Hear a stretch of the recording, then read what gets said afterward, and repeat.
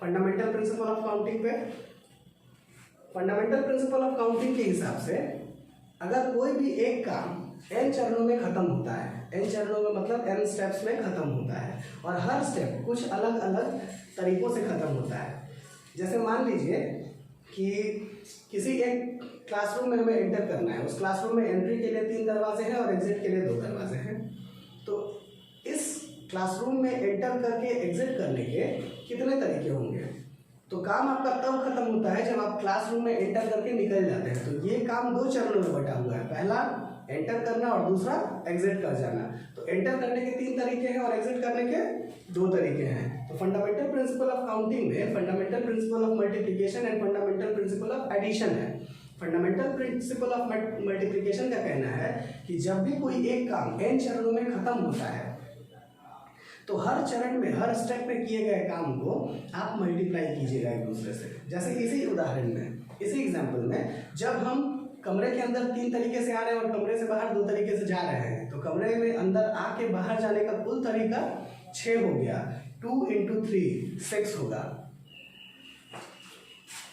देखिए दोस्तों, सपोज ये वो कमरा है जिसमें 3 एंट्री है, ये एंट्री 1, ये एंट्री 2 और ये entry 3। This is entry 1, entry 2 और एंट्री 3। और इससे निकलने के 2 रास्ते हैं, एग्जिट 1 और एग्जिट 2।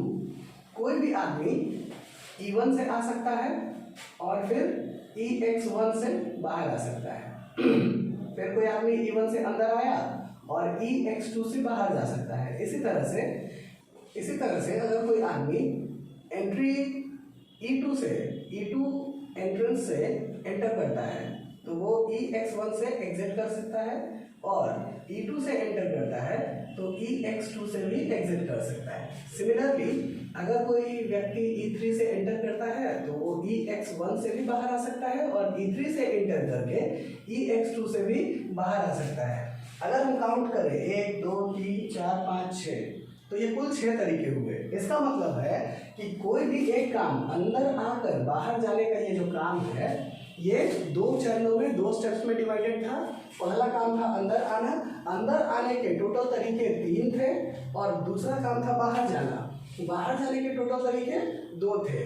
तो ये 3 और 2, अगर हम ये कैलकुलेशन ना करते, सीधे 3 × 2 करते, तो भी मेरा काम खत्म हो जाता और हमें पता चल जाता कि 3 × 6 तरीकों से हम क्या कर सकते हैं, अंदर आकर बाहर जा सकते हैं। तो यही फंडामेंटल प्रिंसिपल ऑफ मल्टीप्लिकेशन का कहना है। फंडामेंटल प्रिंसिपल ऑफ मल्टीप्लिकेशन का कहना है कि जब कोई एक आदमी किसी एक काम को 2 या 2 से ज़्यादा चरणों में खत्म करता है, तो हर चरण, ये पहला चरण 3 तरीके से खत्म हुआ और ये दूसरा चरण, फर्स्ट स्टेप 3 मेथड से एंड सेकेंड स्टेप 2 मेथड से खत्म हो रहा है, तो टोटल मेथड्स इसके कितने होंगे? 6 होंगे।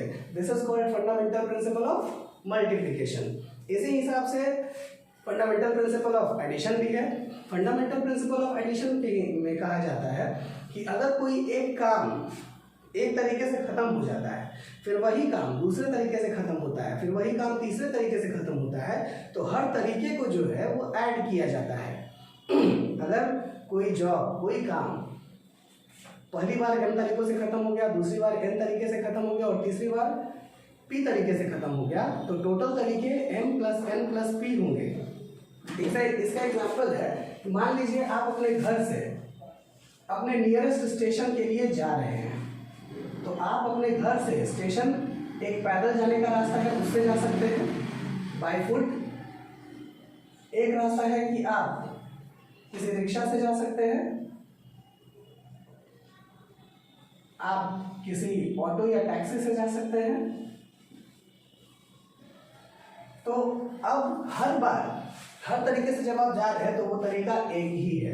तो पैदल गए तो ये एक तरीका हुआ, रिक्शा से आप गए तो वो एक तरीका हुआ, आप ऑटो या टैक्सी से जब निकले तो वो भी एक तरीका हुआ। फंडामेंटल प्रिंसिपल ऑफ एडिशन कहता है कि अलग अलग तरीके होने के बावजूद इन तरीकों को हम ऐड करेंगे, 1 + 1 + 1, क्योंकि यहाँ टोटल तरीके घर से स्टेशन जाने के 3 हुए। तो फंडामेंटल प्रिंसिपल ऑफ एडिशन में हर बार काम खत्म हो जाता है, जबकि फंडामेंटल प्रिंसिपल ऑफ मल्टीप्लिकेशन में काम खत्म नहीं होता है, काम अलग अलग स्टेप्स में खत्म होता है, तो हर स्टेप को मल्टीप्लाई करते हैं। This is the basic difference between fundamental principle of multiplication and fundamental principle of addition. इसी के साथ हम लोग परम्यूटेशंस के बारे में जान सकते हैं। फंडामेंटल प्रिंसिपल ऑफ काउंटिंग अगर हम जानते हैं, फंडामेंटल प्रिंसिपल ऑफ काउंटिंग में ये दो प्रिंसिपल आए, fundamental principle of addition and fundamental principle of multiplication. अब इसके बाद हम परम्यूटेशंस के बारे में सीख सकते हैं, कॉम्बिनेशंस के बारे में सीख सकते हैं। आइए दोस्तों, फंडामेंटल प्रिंसिपल ऑफ काउंटिंग सीख लेने के बाद हम लोग परम्यूटेशंस पे बात करते हैं।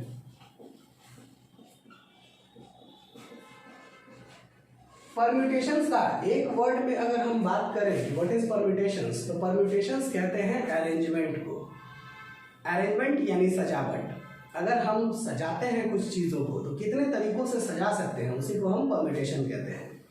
परम्यूटेशन को हम लोग रिप्रेजेंट करते हैं P N, R से या N P R से। यहाँ N total number of objects है, जितने ऑब्जेक्ट्स हमें टोटल दिए गए हैं, और R number of objects to be arranged है।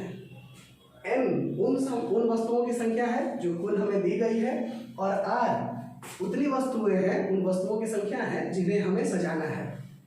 जैसे मान लीजिए कि हमें 4 डिजिट्स दिए गए, 4 डिजिट से हमें कहा गया कि आप एक नंबर बनाओ, 4 डिजिट के नंबर बनाओ। वो डिजिट्स हैं 1, 2, 3 एंड 4। मान लीजिए 4 डिजिट्स दिए गए हमें, और हमें कहा गया कि आप एक नंबर फॉर्म करो। इस नंबर में कोई कंडीशन नहीं रखा गया कि नंबर्स के डिजिट रिपीट होने चाहिए या नहीं होने चाहिए, ये दोनों अलग अलग केसेस हैं। तो हम विथ रिपीटेशन और विदाउट रिपीटेशन दोनों की बात करेंगे। यहाँ आइए हम एक नया मेथड सीखते हैं जिसको हम लोग कहते हैं pigeon hole method. Pigeon hole method में क्या किया जाता है कि जितने डिजिट्स की नंबर आपको फॉर्म करनी है उतने जगह बना लिए जाते हैं।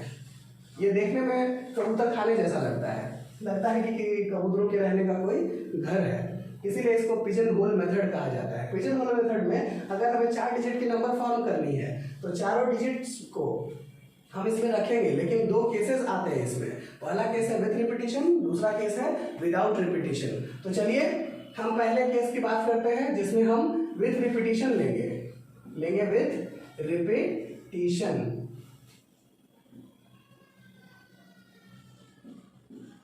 विथ रिपीटेशन का मतलब है कि हम एक डिजिट को दोबारा ले सकते हैं।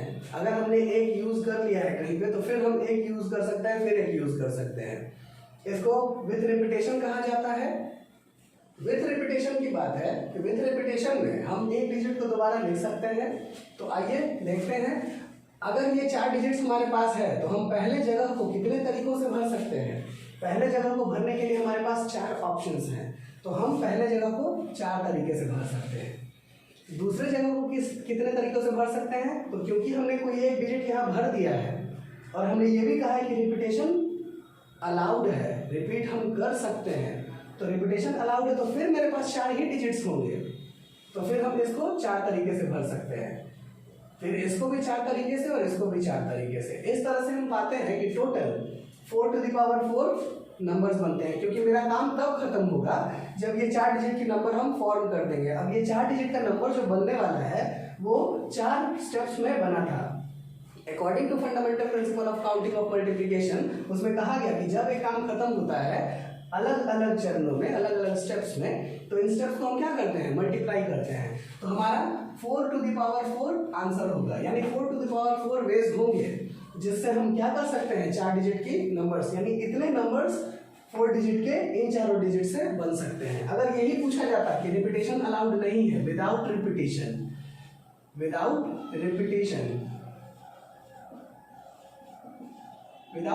अगर पूछा जाए, रिपीट नहीं करना हो, तो हम पिजन होल मेथड में 4 जगह बनाएंगे अपने लिए,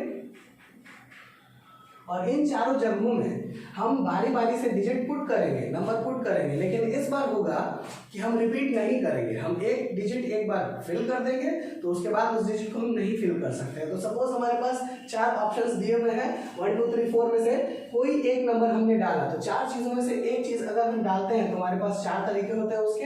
अब एक इसमें जो डाल दिए वो इन चारों में से खत्म हो गया, तो अब बचे हमारे पास 3। अब इन तीनों में से कोई एक हम यहाँ डालते हैं, कोई एक डाल दिया हमने यहाँ पे, तो अब बचे 2। अब हम 2 में से कोई एक यहाँ पुट कर देते हैं, अब बचा 1।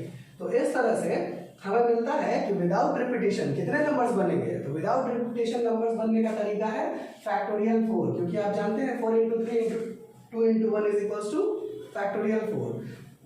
इस तरह से हम लोग परम्यूटेशंस बना सकते हैं। ये इस तरह से ये जो पिजन होल मेथड है, इसको आप ये भी कह सकते हैं कि ये permutations in a straight line है। परम्यूटेशंस इन स्ट्रेट लाइन का मतलब है अगर n ऑब्जेक्ट्स को, n में से सारे ऑब्जेक्ट्स को अगर हमें अरेंज कर देना है एक स्ट्रेट लाइन में, तो number of permutations of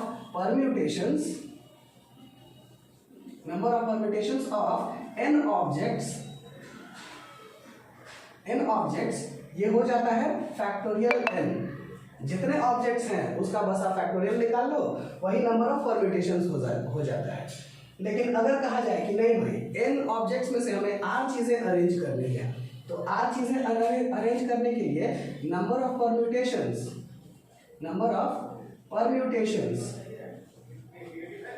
of r objects from n objects, ये हो जाएगा NPR, जिसका मतलब होता है factorial of n divided by factorial of n minus r। तो हम n चीजों में से r चीजों को अरेंज कर सकते हैं factorial of n divided by factorial of n minus r करके। तो इस तरह से हम देखते हैं कि परम्यूटेशंस काफी आसान है और इजीली बनाई जा सकती है। चलिए दोस्तों, एक बार हम फिर बात करेंगे। अगर हमें सर्कुलर परम्यूटेशन करना है, राउंड टेबल परम्यूटेशन करना है, चीज़ों को तब अरेंज करना है जब वो किसी सर्कुलर चीज़ में या सर्कुलर पाथ पे या सर्कुलर ऑब्जेक्ट पे हो। जैसे किसी माला में मोतियों को पिरोना है, तो हम क्या करेंगे, आइए देखते हैं। जिस तरह से अभी हम लोगों ने बात किया कि एक लाइन में अगर हम n ऑब्जेक्ट्स को अरेंज करें, तो एक लाइन में n ऑब्जेक्ट्स को अरेंज करने के लिए जो मेथड है, जो फॉर्मूला है, वो फैक्टोरियल n है। लेकिन अगर एक सर्कल में n लोग बैठे रहें और तब पूछा जाए कि परम्यूटेशंस कितना होगा, मान लीजिए कि एक टेबल पे 10 लोग बैठे हुए हैं, तो राउंड टेबल पे 10 लोग बैठे हुए कितने तरीके से बैठ सकते हैं, कितने तरीके के अरेंजमेंट्स बन सकते हैं, ये अगर आपसे कोई पूछे, या यही पूछ दे कि एक स्ट्रेट लाइन में 10 लोग बैठेंगे तो कितने तरीके से बैठेंगे। तो एक स्ट्रेट लाइन में 10 लोग अगर बैठते हैं, तो इन अ स्ट्रेट लाइन, एक स्ट्रेट लाइन में 10 लोग अगर बैठते हैं, परम्यूटेशन निकालना है इसका,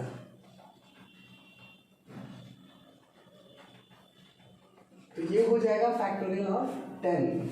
जबकि एक राउंड टेबल पे अगर 10 लोग बैठे, ऑन अ राउंड टेबल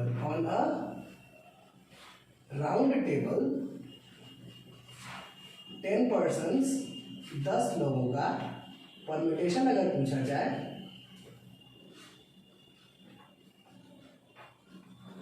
तो ये होगा factorial of 9, factorial of 10 minus 1, factorial of 9।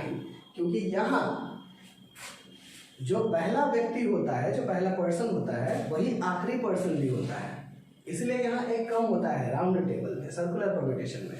जबकि स्ट्रेट लाइन में जो पहला पर्सन होता है और जो आखिरी पर्सन होता है, वो दोनों डिफरेंट होते हैं।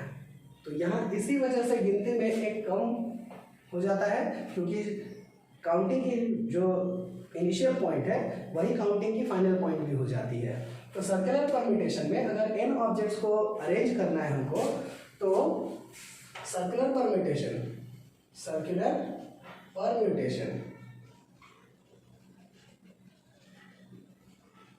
ऑफ n ऑब्जेक्ट्स की सर्कुलर परम्यूटेशंस हो जाएगी फैक्टोरियल ऑफ n माइनस 1। और इस तरह से हमको पता चलता है कि अरेंजमेंट सर्कुलर टेबल पे या राउंड टेबल पे एक कम हो जाती है। इसी तरह से कई बातें हैं, जैसे कई प्रॉब्लम्स आपके सामने आते हैं अक्सर। कोई कह देता है मिसिसिपी वर्ड से कितने वर्ड्स बनेंगे ये बताइए, कभी बनाना वर्ड, कभी इक्वेशन, कभी एग्जामिनेशन, कभी डॉटर, कई तरह के वर्ड्स लिए जाते हैं। तो आइए हम कुछ ऐसे वर्ड्स को लेकर के चलते हैं जिनमें रेपिटेशन ऑफ अल्फ़ाबेट्स होते हैं। तो अगर डिजिट्स या अल्फ़ाबेट्स रिपीटेड हो तो उनकी परम्यूटेशन कैसे निकालते हैं। फॉर एग्जांपल हम मिसिसिपी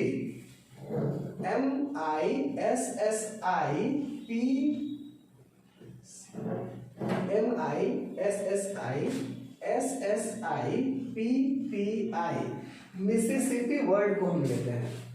मिसिसिपी वर्ड में M एक बार, I 4 बार, S 4 बार और P 2 बार आता है। तो यहाँ तरीका ये है कि जितने आइडेंटिकल लेटर्स हैं, एक जैसे लेटर्स हैं, उसके फैक्टोरियल से हम डिवाइड करेंगे इसको, और टोटल जितने लेटर्स हैं उसका हम फैक्टोरियल ले लेंगे। मतलब टोटल लेटर्स 1 2 3 4 5 6 7 8 9 10 11, यानी इसकी परम्यूटेशंस की संख्या हो जाएगी factorial of 11 divided by S की वजह से फैक्टोरियल ऑफ 4, I की वजह से फैक्टोरियल ऑफ 4 और P के वजह से factorial of 2। This is the total number of permutations of Mississippi. इसी तरह से बनाना वर्ड के लेटर्स को अगर कोई कहे कि आप अरेंज करो और वर्ड्स फॉर्म करो तो कितने तरह के वर्ड्स बन सकते हैं। तो बनाना BANANA, बनाना में B एक बार आता है, A 3 बार आता है और N 2 बार आता है। टोटल लेटर्स 6 हैं। तो इसकी परम्यूटेशंस हो जाएगी factorial of 6 divided by factorial of 3 into factorial of 2। ये total number of permutations of बनाना हो जाएगी। तो दोस्तों इसी तरह से परम्यूटेशंस में और भी कई क्वेश्चंस हैं, कई तरीके से पूछे जा सकते हैं।